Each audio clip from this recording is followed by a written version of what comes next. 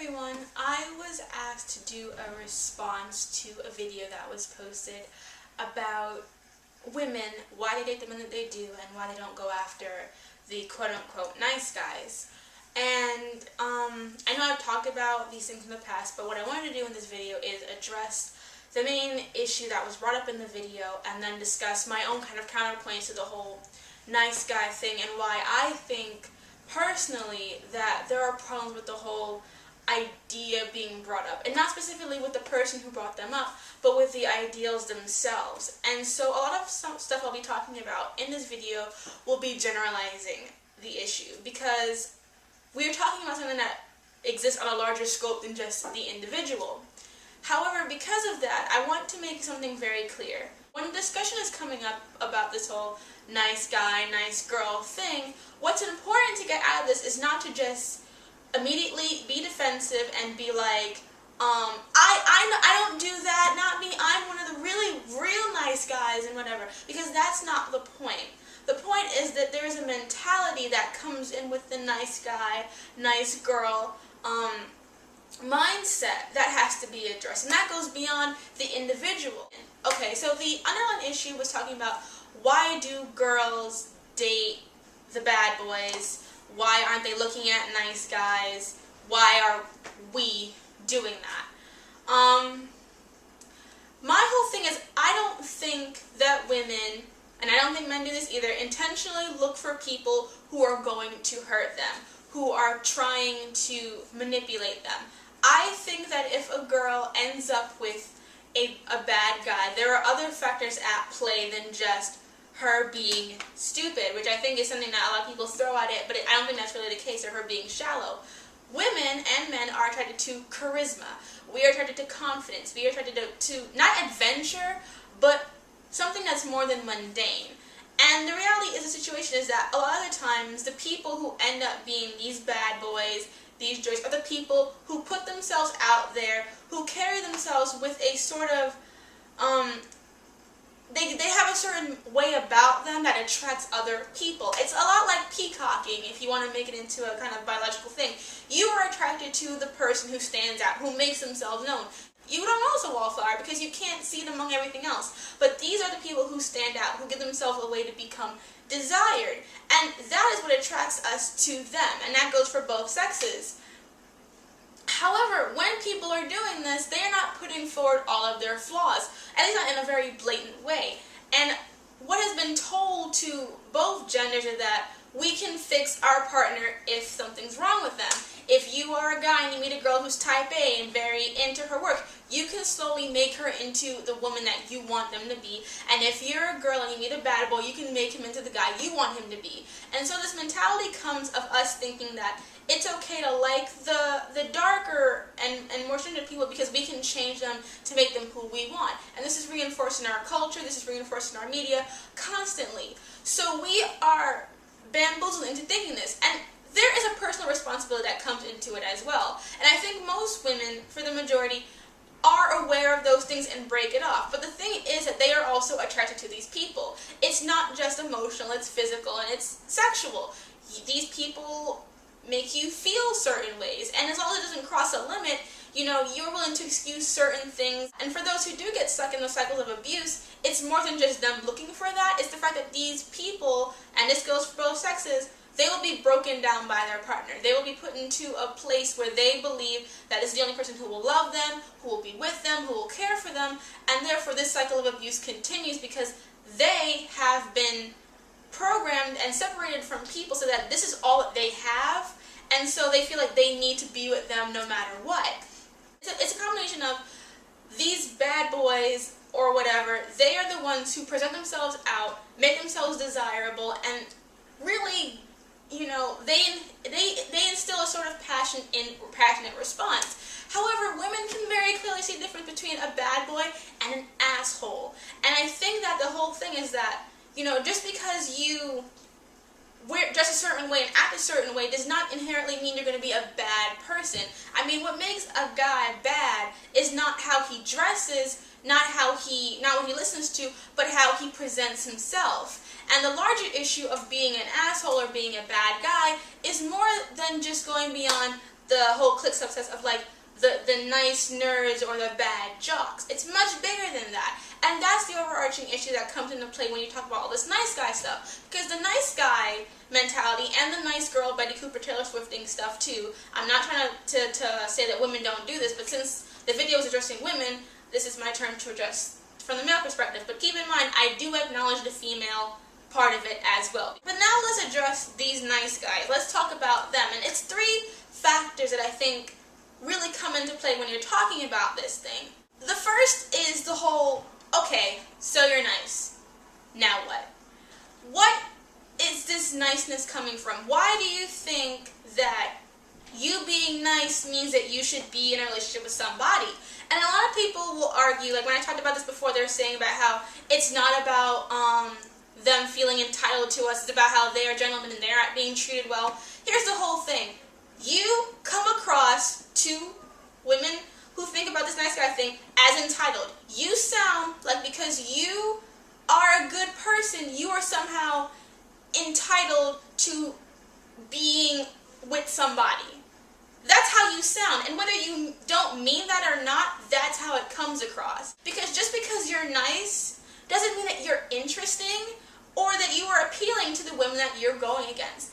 You know, and speaking, and this goes for both sexes, just because you are a nice, kind person does not mean that you are dateable. It does not mean that you are interesting. It doesn't mean that you are a compelling person to be around. It just means that you're nice. You know, being a gentleman is more than, like, being in a relationship is more about being courteous to one another. It's about bringing out stuff in different people. So you have to be with someone who you're compatible with. And niceness does not equal personality. And when you bring up friend zoning and stuff like that, makes it sound as though you don't actually care about us. You care about you. Because the whole friend zoning thing in itself is saying that you put yourself in a position in order to become friends with us, to know us, to become part of our lives, to show us how much you care about us. But your final motive in that is a relationship. But you don't make that known to us, and so we friend zone you, and all of a sudden it's our fault that you are mad at us that we're not with you, when you never made it clear that you wanted to be with us in that sort of way. Because you cannot assume that because you're being emotionally supportive to somebody, that that equals a relationship. I have male friends who are emotionally supportive towards me, and none of them are trying to date me. At least I don't think so, and I wouldn't assume that they were. One, men and women can just be friends. And two, if you don't make it clear what your intentions are, you are manipulating the other person. Because at the end of the day, if you get pissed off at your friend for not choosing you because you wanted to date her and she just wanted to be friends, and she put that emotional support in you and you just leave because you weren't interested in that, you have fucked her over because she thought you were her friend. And everyone's like, oh, but she was using you. How is she using you if you were putting yourself in a position to be there for her emotionally? If you are willing to listen to her bitch at 12 o'clock in the morning because you're trying to make it seem like you're friends, that's what she's going to think of you. And so, of course, she's going to be upset when you leave. Not because she lost her whipping doll, because she lost her friend. Because that's what you presented yourself as. And when you take that away and you want to be upset because she wanted to be with this other guy instead of you, you're not being nice. You're being an asshole. The second point is that, are you looking for nice girls? And I'm saying nice girls very loosely because I don't believe, I'm not a slut shamer, you guys know this, and I don't think that there's a preference. But here's the thing, in the video, the guy was talking about, you know, give the guys who are into rock, into anime, into comics, and into video games a chance. That's fair.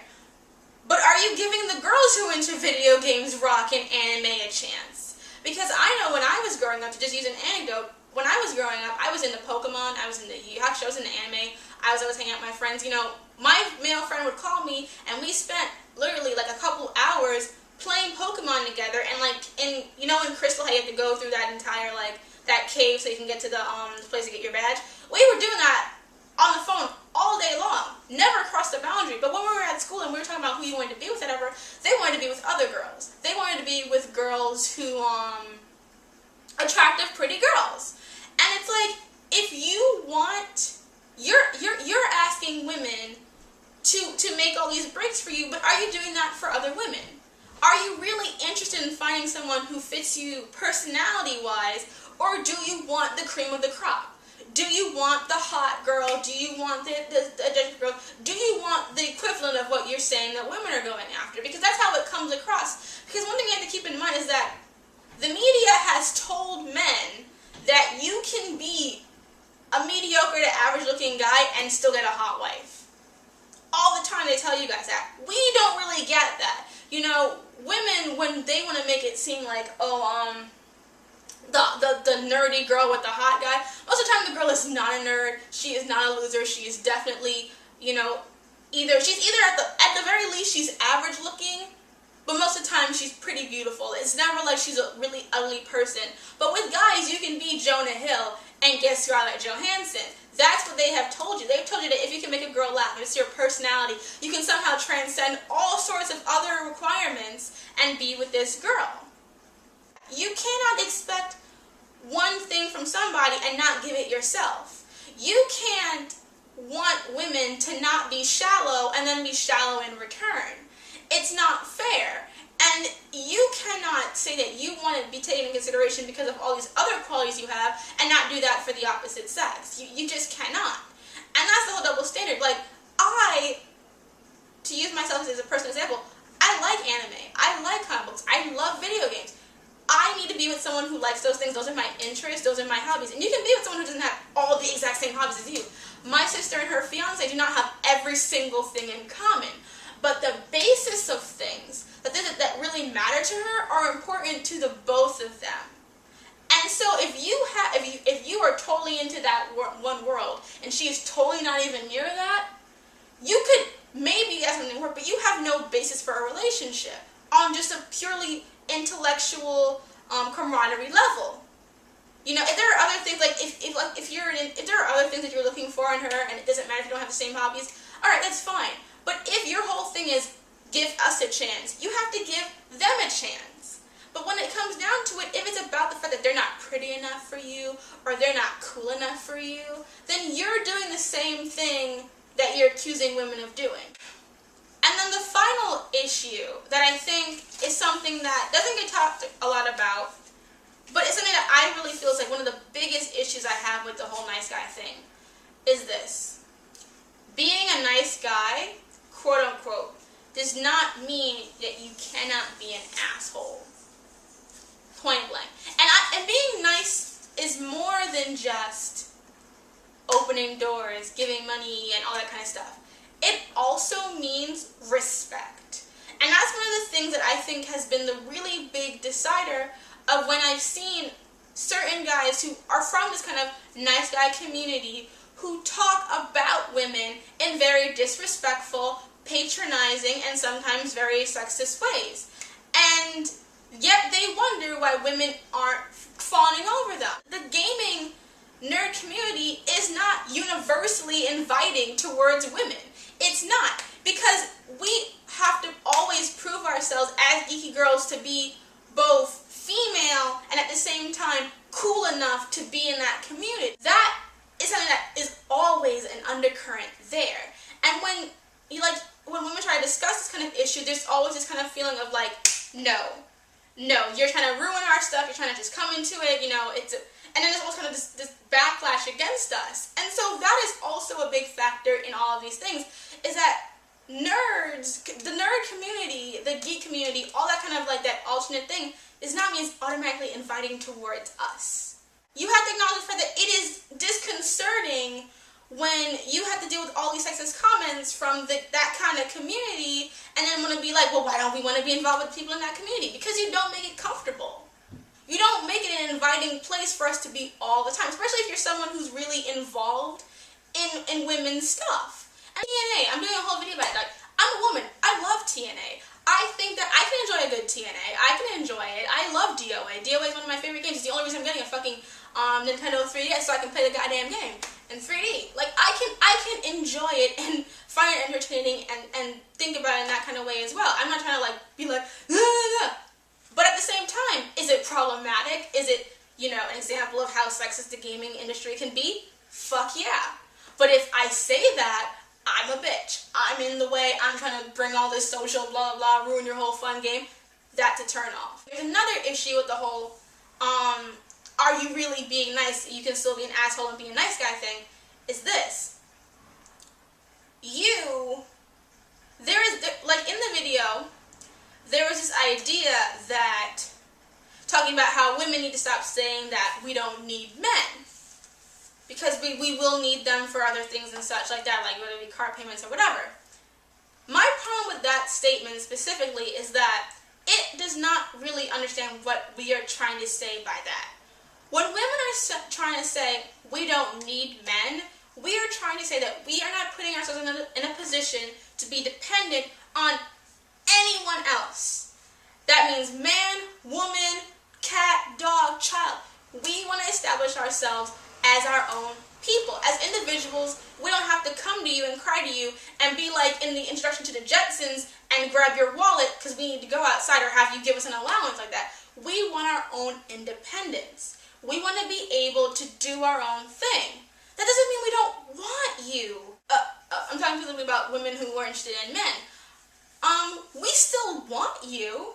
We still want to be with you. We still want to fuck your brains out. We still want to be with you. We just don't want to be dependent on you. And I don't see why that's a bad thing. I mean, wouldn't you prefer to be with someone who chose to be with you because they wanted you in a passionate way, either for they wanted you because of your intellect or wanted you because of your personality or sense of humor, than someone who needs to be with you because you can provide for them? You know, someone who wants you because you can give them car payments, you can give them those. Basically, when it says that you need someone, it means that they perform a function. They perform a function, and once that function is fulfilled, they are expendable. If I need you because I need you to help me with my car payments, and then my car payments are paying it off, what the fuck do I need you for anymore? You know, that's the whole thing. I don't want to be needed either. I don't want a guy to need me. And the whole thing about the needing stuff is that there comes this layer of patronizing. And this is something that I don't think a lot of people notice, because I have had it happen to me a lot. And it's with guys that I care about greatly. And these are smart men. These are intellectual men. They are going places with their lives. They are successful. But they are extremely patronizing. And me, from my background, from how I was raised and how I grew up and how, you know, I come from a West Indian background. It's a very patriarchal thing. So my dad basically, you know, he's the boss. He says that if I talk, he will shut me down quickly, even though, and I have to just swallow my tongue and hold it in. I cannot do that outside of my father. I cannot take that shit.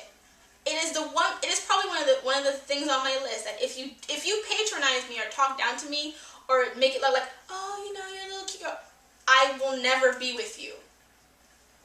Ever. In a relationship. Because I don't like that. That to me shows that you don't respect me as an equal. And if you don't respect me as an equal, why the hell would I want to be with you in the first place? I feel like that's one of the biggest things that I see that some guys do that turns women off. They don't realize that turns women off. It comes up when you talk about the nice guy stuff and the friend zoning, because those two statements, what they do is they say that women are so stupid that the friend zoning to me makes us sound like we're manipulative bitches who want to use men for our own devices and then throw them away. And the nice guy stuff makes it sound like we aren't grateful for all the stuff that you do for us. It's like, yeah, we're grateful, but what do you want? Why are you trying to force relationships with people who don't want to be with you? That's not attractive. Like, one of the jarring things I remember when I was watching Family Guy again, when I was watching Family Matters again, which is how much Urkel would harass Laura. And I mean harass that girl. And we're supposed to want Laura to be with Steve, but it's kind of like, why would she want to? He's literally harassing her. She's like, I'm not interested in you. I'm not interested in you. But we're supposed to sympathize with him, even though he's harassing the crap out of her. These relationships is not just, you know, women. It's you guys too. You have to also acknowledge that sometimes you guys are messing up. That sometimes you guys aren't presenting yourself in a way that makes you attracted to us. And you want us to be like these super understanding people, but you don't have that same empathy. You will be dismissive, you will be condescending, and you will be jerks. And just because you don't beat us or hit us or emotionally manipulate us doesn't automatically mean that you can give us everything that we want. And when it comes down to it, it's basically this simple. If she don't want you, she don't want you.